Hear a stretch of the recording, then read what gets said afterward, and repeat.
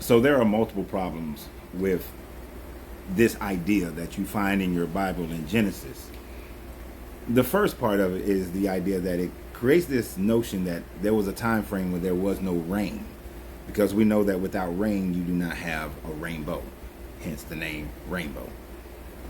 But that this God would need to put a post-it note, a sticker in the sky to remind himself not to commit the genocide to which he has committed before. Not to remind himself not to drown babies, to drown people all over the world who did not know of this God of the Levant, this Canaanite God, that he would have to have this reminder. This just shows the deeper levels of the foolishness of this belief and how people will accept.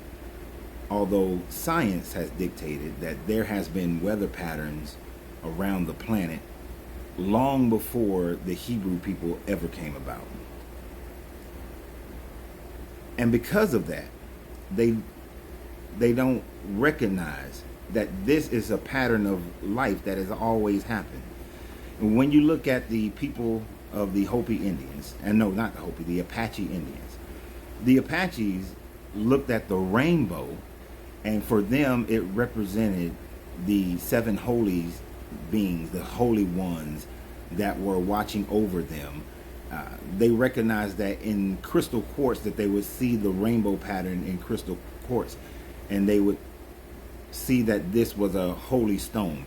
So people have always made their own renditions of why the rainbow appears. One of the things that I had to recognize, and that I do recognize, that to my knowledge, and I could be wrong, to my knowledge, there are no waterfalls in the Levant, or at least in that Levant area to which these people who wrote this book. Now, the majority of the land is somewhat flat. There are hillsides, but the rivers don't necessarily run through the mountainous areas, at least not where they create waterfalls. Because when you look at other cultures, like in the original people in Hawaii, the people in the South Pacific, people where they had waterfalls, people in Sudan, Uganda, who have always seen waterfalls and thereby see rainbows in waterfalls, they've always seen this pattern. It's always been around. It wasn't something brand new. But to these people, it was something brand new. To these people who live in a desert environment, it was brand new, and it was significant because it didn't happen as often. But anyone in a tropical area where there were waterfalls or where there was a lot of rain, this was always something that they had seen long before.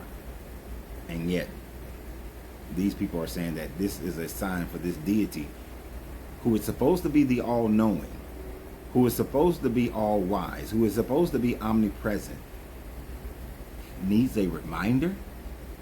If your deity requires a reminder, and don't come on here and try to say that it was a reminder for us, it was a sign for us.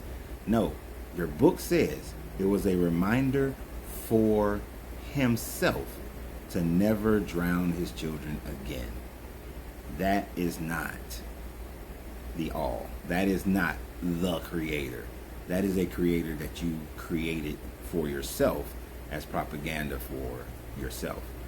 Now, somebody in the comments is going to say something about how the alphabet people adopted this and they're blaspheming in their usage of it and so on and so forth.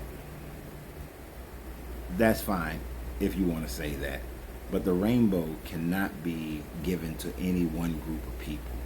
Its origins are all around the world. Anywhere where there was rain, anywhere where there was waterfalls, people have always recognized the rainbow throughout time immemorial.